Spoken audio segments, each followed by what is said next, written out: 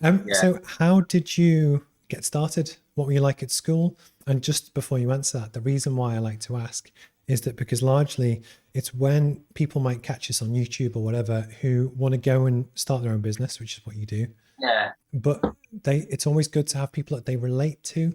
Does that make Mhm. sense?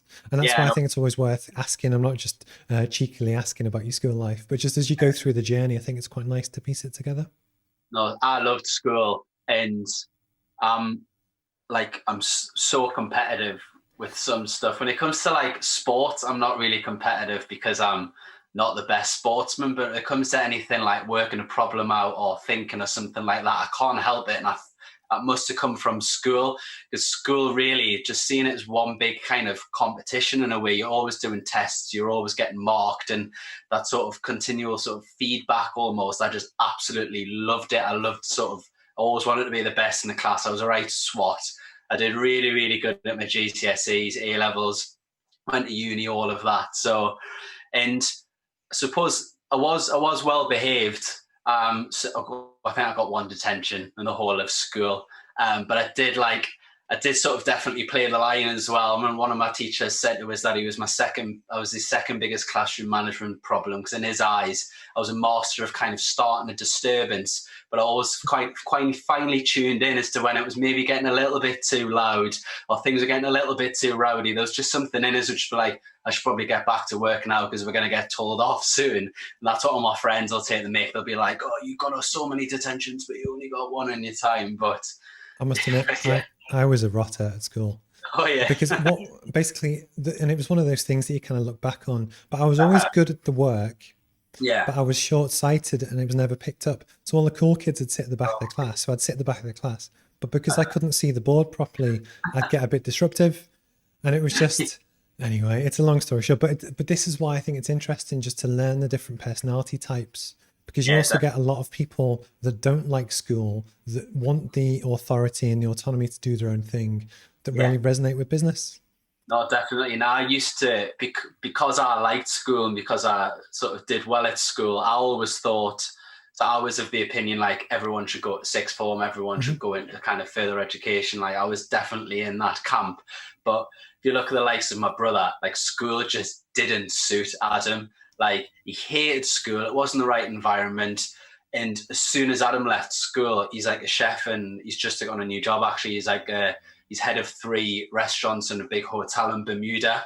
He's a chef by trade, and like he literally after he left school went from strength to strength because it just wasn't the right environment. And seeing him kind of blossom, I suppose, in that role and go for it after school, it kind of made us think. And since I would come to it a bit, so I was a teacher for a while as well, and you can spot some kids where you just think like it's not the right environment for you. And like you say, some people, I can totally get why one of the biggest reasons for them setting up by themselves is kind of just to have control and not be Mhm. told what to do and not be stuck to someone else's timetable and or chained to a desk for a certain amount of hours a day. But which is something I love now. But yeah, in terms of school, like I say, I really liked it.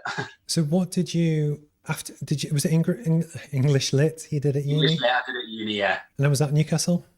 Yeah, so I stayed at home for uni. So I think that's one of the main reasons that I moved abroad for so long, to be honest, because I would I'm not gonna lie, I was jealous. I would be getting the Yeah. metro home from town back to my parents.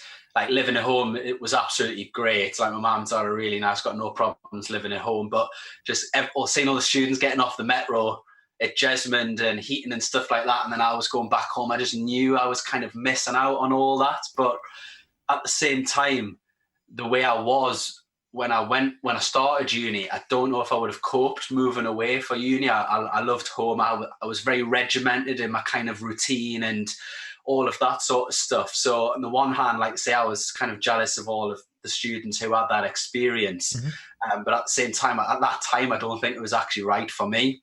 Oh, that's cool. Um, like I say, I was quite anxious as a kid and um, was a massive overthinker. And like I say, everything, even when I was on holiday and like muggle up with my mates, I'd have my watch on. They'd be like, "What you got your watch on for? You're on holiday." I'd be like, "I just want to know what time we're going for tea, then what time we're going for this." And they'd be going mad, like, "Just leave it. It doesn't matter."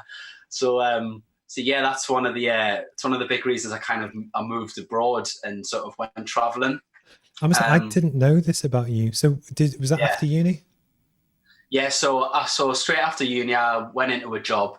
So I worked in salesman for car insurance at Insure the Box at Coreham Business Park, and that was great. To be honest, it was exactly what I needed. I'd just finished uni.